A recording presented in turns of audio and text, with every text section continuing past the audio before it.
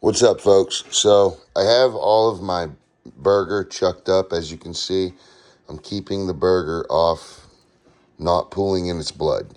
So you always want to keep, paper towels, anything that'll soak the blood up and keep that steak nice and dry, okay? So we're going to turn up the KitchenAid. And if you cut these in strips, it will feed into this a lot easier.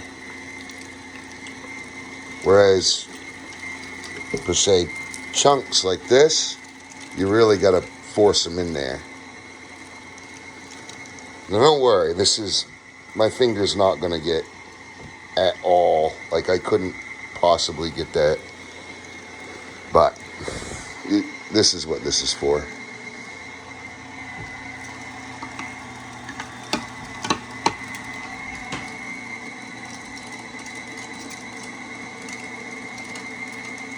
So we're going to be making sausage tonight. I have the AC leg. I believe it's just their original, which is basically an Italian sausage. Or it's not a breakfast, but it's not a super spicy one either. But I equate it to, a normal Italian sausage. I like to put it in my chili. Lasagna's the biggest one. Lasagna, definitely a favorite.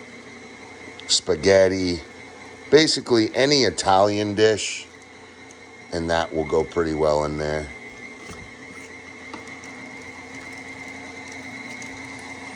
And this is the boring job of feeding the meat grinder. So what I'll do is I will get all this done, ground up, and then I will weigh it and see what I have for processed ground beef. And I like to put a 12% fat. 12%. That's my favorite ratio.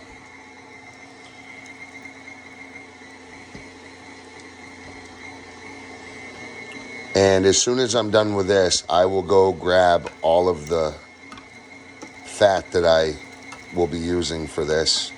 That's in the reach-in. You always want to keep all of your meat nice and cool. So try not to process too much meat at one time, especially if it's warm outside or if it's warmer inside.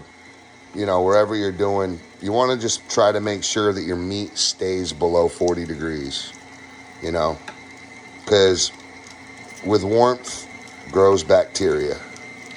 And we're keeping this meat nice and chill. So, yeah, and here we go.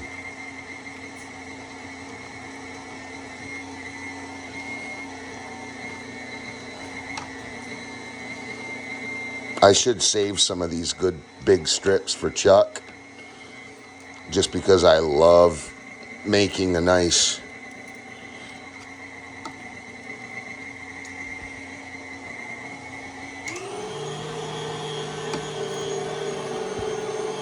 seems like my grinder is clogged. I don't even think that's ever happened.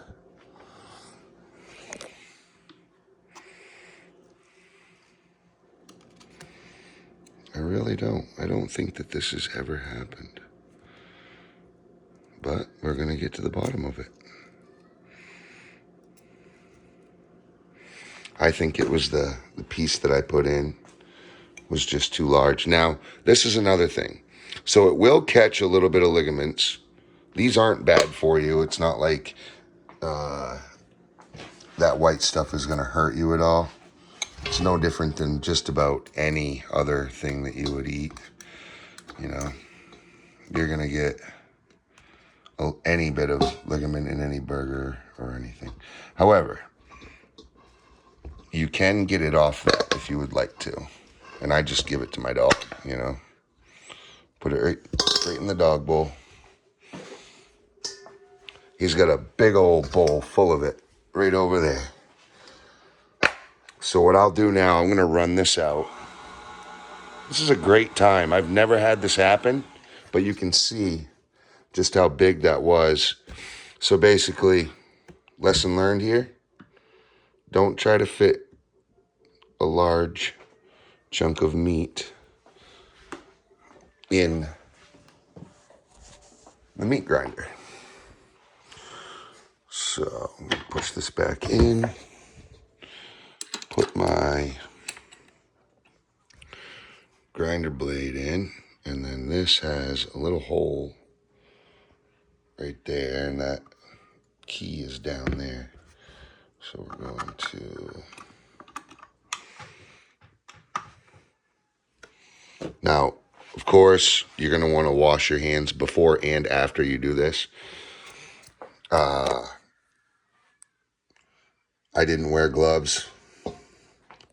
I usually don't, but I've also been a cook in many kitchens, and we never used gloves either.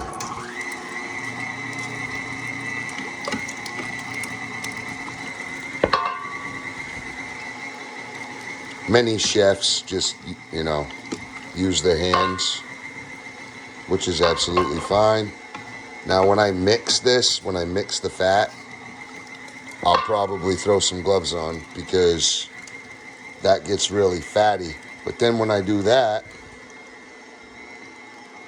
it just about tears my gloves all the crap. So I've learned to just wash your hands good and go with the flow. No gloves.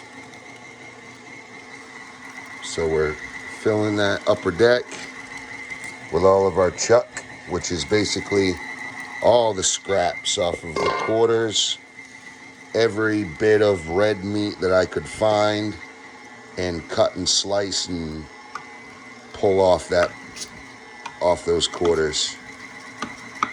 Because every bit of red meat is protein to fill the family's belly. So we're just going to keep doing this until it's all ground. Now, some people will grind their meat twice. I don't really like to do that.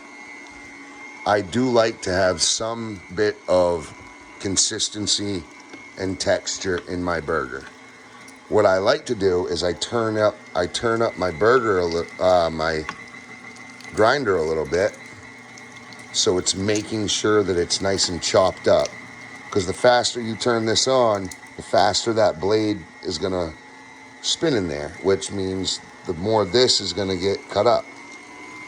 And it sure beats the hell out of standing there with a chopping knife and chopping this up like they used to have to do it back in the old days.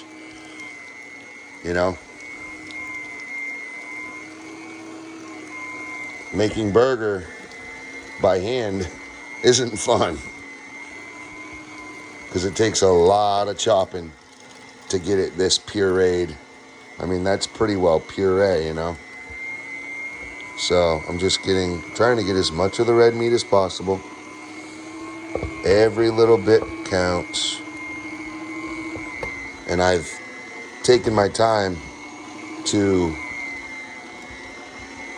go out and hunt this, get all the permits and licenses for it, bring it home, harvest it. I might as well get all the red meat that's in front of me, within reason. Okay. So that bowl is off to the races. Shoot. I like to keep these in these bags because it does a really good job at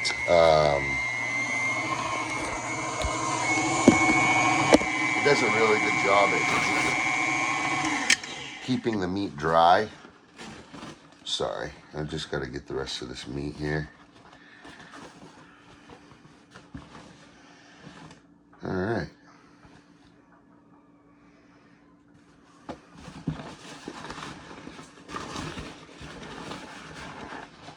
And I will throw this away. Oh.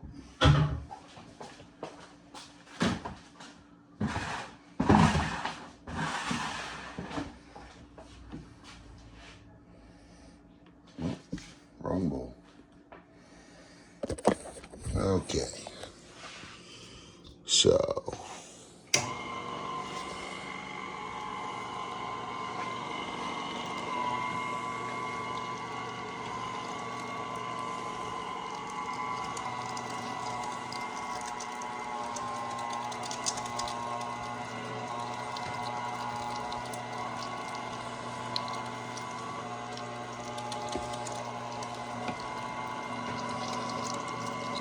Ooh, this stuff's a little bit more bloody.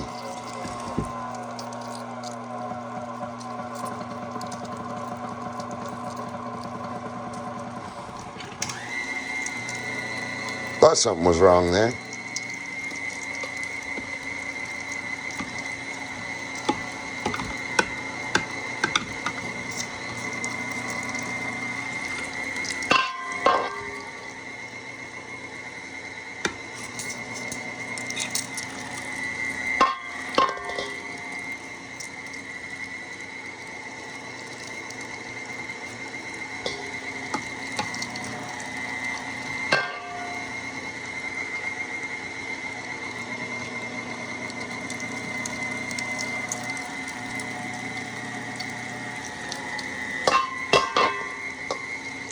I do have quite a bit of meat. I probably have 70 pounds. I'd say at least 50 pounds.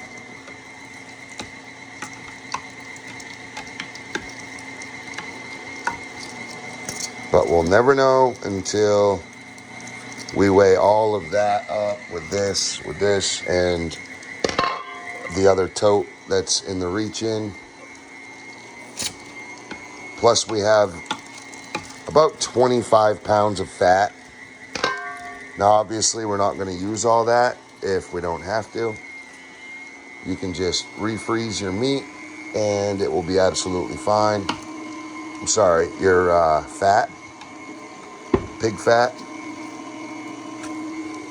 And yes, we use pure pig back fat. I don't put bacon in it. I don't want my burger to taste smoky. Like, I'm looking for pure fat. Pure pig back fat is the best.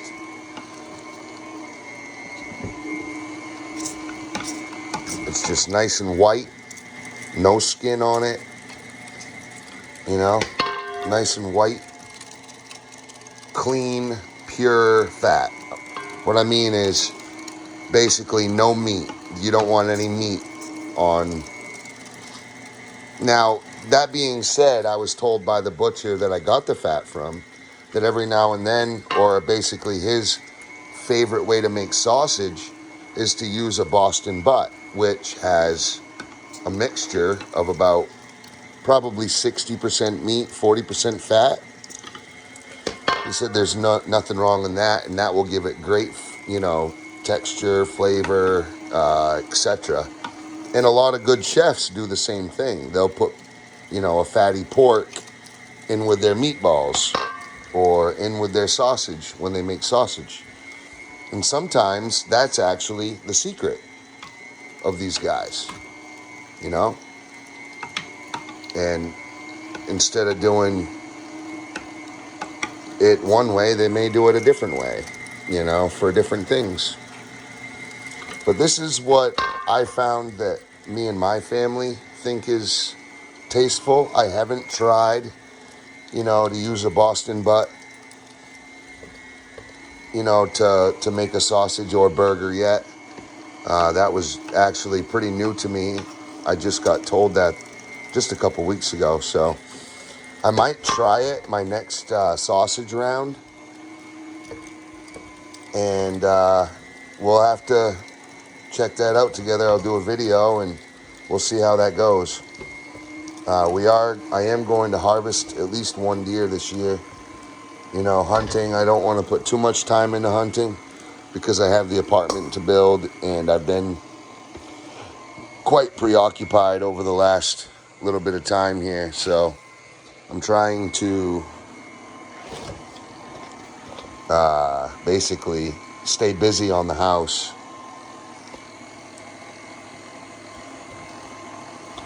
Wow, that stuff looks like really almost too good to burger. I might save this for chuck meat. That is really, really nice.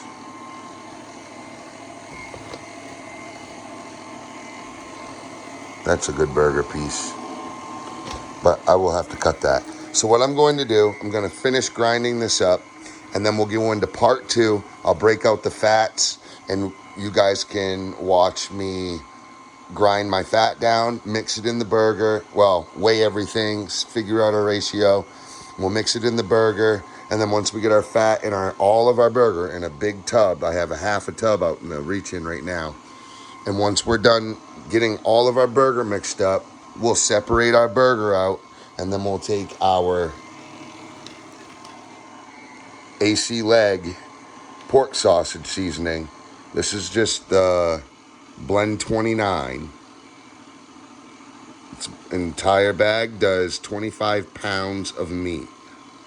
So that would be 25 pounds of meat mixed with your fat. It'd be 25 finish, ready to sausage, ready to make sausage meat. So basically, we're gonna probably take 25 pounds out and mix this bag in because this really, really does well with a venison. It's really good. So, so good. Like I said, I love making chilies, spaghettis, lasagnas, anything that you would put sausage in, even a chili, a taco. I mean, this just it really is so good. And you can also buy maple brown sugar breakfast sausage.